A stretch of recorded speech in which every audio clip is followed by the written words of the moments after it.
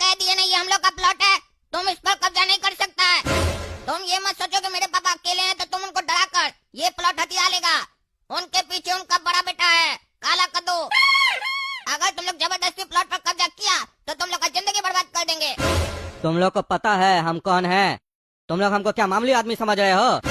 हम छींक देते हैं ना तो यहाँ का चीफ मिनिस्टर का कुर्सी हिल जाता है। राणा नाम है मेरा। हमसे जो उलझता है उसको याद करा देते हैं उसका नाना। इस प्लॉट पर मेरी फैक्ट्री बनकर रहेगी। देखते हैं किसमें हिम्मत है हमको रोकने का। मेरे काम के बीच में बिल्कुल नहीं आना। अगर तुम लोग को अपने परिवार से प्यार है तो मेरे काम के बीच में बिल्कुल मत आना, नहीं तो मार दिए जाओगे। अरे तुमको हम रोकते रहेंगे, बहुत बड़ा 30 मार खान नहीं है तुम। अरे रुक जाती होंगी हवाएं किसी के रोकने से, पर हम वो तूफान हैं जो किसी के रोकने से रुकते नहीं हैं, बल्कि सब कुछ बर्बाद कर देते हैं। अगर बर्बाद होने का शौक है तो हमसे टकराना। अरे क्या गुंडागर्दी कर रहे हैं आप? जब आपको पता है मेरा प्लॉट है तो जबरदस्ती मेरा जमीन आप क्यों कब्जा कर रहे हैं? होंगे आप बड़े आदमी, हम आपसे पैसा लेके तो जमीन नहीं ना खरीदे है, अपना मेहनत करके पैसा कमाए उससे जमीन खरीदे है। बड़े आदमी हैं आप, ज्यादा पैसा कमा लिए तो और अच्छा काम कीजिए, दान धर्म कीजिए, गरीब लोग का सहायता कीजिए। उल्टे आप गरीब लोग से लूट रहे हैं।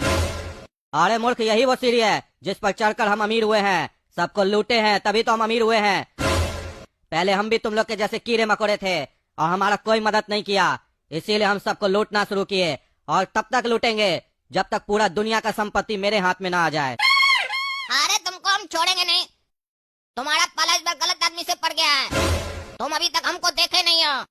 ये छोटा बच्चा सोचकर भूल मत करना, वरना जिंदगी भर पछताते रहोगे कि एक भूल की थी और मेरी जिंदगी बदल गई। कह रहा है ना, तुम्हारा छींक मारने से सीएम का कुर्सी हिल जाता है, और जब हम तुमको बर्बाद कर देंगे उसके बाद तुम छींक मारो या खांसी मारो, कुछ नहीं हिलेगा, एक पत्ता भी नहीं हिलेगा, समझा? अरे भाई, बोलने दे रहे हैं तो तुम्हारा बेटा बहुत बोल रहा है। ये जो तुम्हारा गुंडा बेटा है ना, जो अभी नया नया पैदा हुआ है, इसको उठाकर ले जाओ, वरना इसका ऐसा हाल करेंगे कि ये तुमको कंधा देने के लिए आया था ना नीचे, तुम इसको कंधा दोगे, समझे? ऊपर पहुंचाने में। अरे चलो काला कद्दू यहाँ से, चलो तुम। हम लोग कोई गुंडा नहीं है जो इससे भिड़ेंगे। ये तो गुंडा है, इसका यही सब काम है। हम लोग कोर्ट में केस करेंगे इसके खिलाफ, कोर्ट से न्याय मांगेंगे हम लोग। अरे हाँ हाँ, जाओ जाओ, शौक से जाओ। न्याय मांगने जा रहे हो ना कोर्ट में, देखना कितना जल्दी न्याय मिलेगा तुमको। न्याय मांगने तुम जाओगे लेकिन तुम्हारा पोता केस लड़ते रह जाएगा, फिर भी न्याय नहीं मिलेगा, समझे? और हम तो चाहते हो तुम कोर्ट जाओ, तब ना तुमको पता चलेगा। जमीन होगा 10 लाख का, 50 लाख खर्चा कर दोगे, तंग अलग हो जाओगे। उसके बाद समझ में आएगा कि वो इतना प्यार से समझा रहा था, पीछे हट जाओ। अगर हट गए होते तो 50 लाख तो बचता, मेहनत तो बचता, लेकिन नहीं, तुम लोग को लड़ना है, लड़ो, दिखाओ लड़के हमसे। अरे जी न्याय मिलेगा, देखते हैं तुम क्या करता है।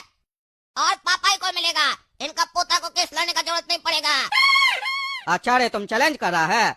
तुम एक डेट तक भी लड़के दिखाओ, तुम्हारा एक के डेट में फैसला करवा देंगे हम। ठीक है, चलो देख लेंगे कोर्ट में तुमको। हाँ बताइए, क्या परेशानी है आपको? राणा जी पे आप केस क्यों किए? राणा जी इतने बड़े आदमी है, इज्जतदार आदमी है, आप कैसे केस कर दिए इनके ऊपर? क्या दिक्कत है आपको? अरे जज साहब, आपका काम है निष्पक्ष होकर फैसला सुनाना। आप तो पहले ही जाहिर कर रहे हैं कि आप राणा जी को सही मान रहे हैं। आपका पूछने का अंदाज ऐसे बता रहा है जैसे लगता है हम ही चोरी किए, हम ही गलत है। ए भाई ये मेरा कोर्ट है, मजाक नहीं चल रहा है यहाँ पे, समझे? मेरा काम सिखाएगा हमको कि मेरा काम हमको कैसे करना है? जितना पूछते हो उतना बताओ। अरे जज साहब, ये जो राणा है ना, जिसको आप अच्छा आदमी बोल रहे हैं, इज्जतदार आदमी बोल रहे हैं, ये दरअसल क्रिमिनल है, क्रिमिनल। मेरे प्लॉट पे कब्जा कर लिया है, कहता है वहाँ पे फैक्ट्री बनाएगा। और जब हम बोले मेरा प्लॉट खाली करो तो हमको धमकाने लग गया, गुंडा लेके आ गया था जमीन पे, कहता है तुम लोग को मार देंगे, और डायलॉग दे रहा था लंबा लंबा, हम जब छींक देते हैं तो सीएम का कुर्सी हिल जाता है। मेरा बेटा भी इससे झगड़ा करने लग गया, ये काला कद्दू, लेकिन हम समझाए कि नहीं, हम लोग कोर्ट में जाएंगे, कोर्ट का दरवाजा खटखटाएंगे, हम लोग को न्याय जरूर मिलेगा। क्योंकि कीचड़ में हम लोग पत्थर मारेंगे तो कीचड़ तो हम ही लोग के मुंह पे लगेगा, इसलिए हम कोर्ट का दरवाजा खटखटाए।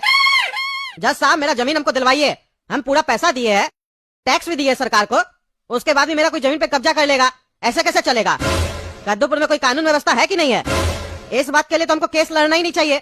जब सरकार के ऑफिस के रिकॉर्ड में मेरे नाम से जमीन है, उसके बाद भी कोई कब्जा कर लेता है तो हमको केस क्यों लड़ना पड़ रहा है? ये तो सरकार का काम है ना कि सरकार आके खुद मेरा जमीन खाली करवा के देगी और ऐसा गुंडा लोग का मुंह काला करेगी। हमको तो सिर्फ कंप्लेन करना चाहिए कि ऐसा ऐसा हुआ है मेरे साथ, एक्शन आप लोग को लेना चाहिए, वो भी तुरंत। हाँ, तुम तो भाई कोर्ट में नहीं आए हो, तुम मीडिया के सामने बैठे हो और अपने आप को बहुत बड़ा नेता समझ रहे हो। क्यों? ऐसा ही लग रहा है, अंदर से लग रहा होगा तुम बहुत बड़ा नेता हो, प्रधानमंत्री हो तुम किसी देश का। अरे जज साहब, हम एक आम आदमी हैं, उसके बाद भी हम जानते हैं कि ये सब केस 2 मिनट के अंदर सॉल्व हो सकता है और तुरंत जज साहब फैसला कर सकते हैं। लेकिन फिर भी आप जैसा पढ़ा लिखा जज साहब जानबूझ के उसको पीढ़ी दर पीढ़ी लंबा केस चलाता है। केस दादा करेगा और पोता झोला लेके घूमता रह जाएगा कोर्ट में, उसके बाद भी न्याय नहीं मिलेगा। ये आप लोग का कमाने का व्यवस्था बहुत अच्छा है, सब समझ में आता है। कद्दूपुर में न्याय के रूप में बिजनेस चला रहे आप लोग। चुप करो तुम, चुप करो। कोर्ट का कोई मर्यादा होता है? तुम आके मेरे ऊपर उल्टा सीधा इल्जाम लगा रहा है। अरे आप लोग मर्यादा रखे। अरे चुप कर एकदम, तुमको जितना बोलना था बोल दिया तुम। राणा जी आप बताइए, क्या परेशानी आपको? ये लोग आपको धमका रहा था ना? अरे जज साहब, ये आदमी को देखे ना कैसे बात कर रहा है, इसी तरीके से इसका बेटा है, बल्कि हम कहेंगे 10 कदम आगे है, एकदम गुंडा है। धमका रहा था हमको, कह रहा था जान से मरवा देंगे। अब आप ही बताइए, हम कद्दूपुर के लिए क्या नहीं करते हैं, कितना टैक्स देते हैं, उसके बाद भी ऐसा मामूली तुच्छ आदमी सब हमको डराएगा और हम काम धंधा छोड़कर घर में बैठ जाएंगे। अब सब कुछ आपके हाथ में है जज साहब, आप ही फैसला कीजिए। अगर ये बाहर रहेगा तो हमको घर के अंदर रहना पड़ेगा, और अगर हमको घर के बाहर आना है तो इसको अंदर डालिए। अरे हाँ हाँ राणा साहब, ऐसा ही होगा, हम भी समझ गए। ये लोग एक नंबर का क्रिमिनल आदमी सब है। हाँ, कद्दूपुर में न्याय मांगने वाला ही क्रिमिनल होता है, गलत करने वाला क्रिमिनल नहीं होता है। चुप करो तुम, चुप करो, बिल्कुल ज्यादा बोलता है। बोलने का आजादी दी है तो इतना बोलेगा तुम? बहुत चर्बी चढ़ गया बाप बेटा को। अरे शुक्र मनाइए आप, आपको मुंह पे चोर नहीं बोल रहे, बिक गए आप। कितना रिश्वत खाए इससे? चाहे तो हम ये बोल सकते हैं, लेकिन हम मर्यादा में है। अरे तुम बोल सकता क्या है, तुम तो बोल रहा है। बहुत तुम लोग का मन बढ़ गया ना, अभी सजा सुनाते हैं तुम लोग को।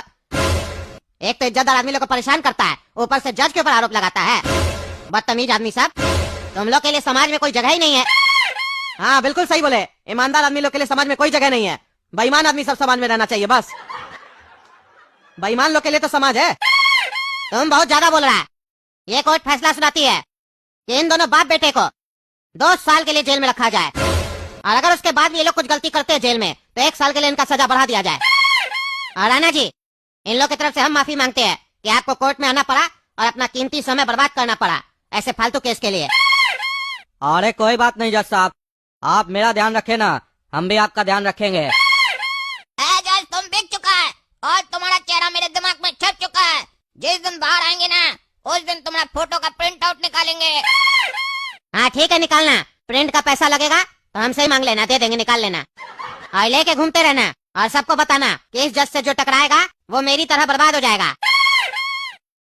जज साहब, जितना आप बोले थे उतना है, गिन लीजिएगा आराम से। और आज जो आप मेरे लिए वफादारी दिखाए हैं, ये हम हमेशा याद रखेंगे। कभी भी कोई भी तकलीफ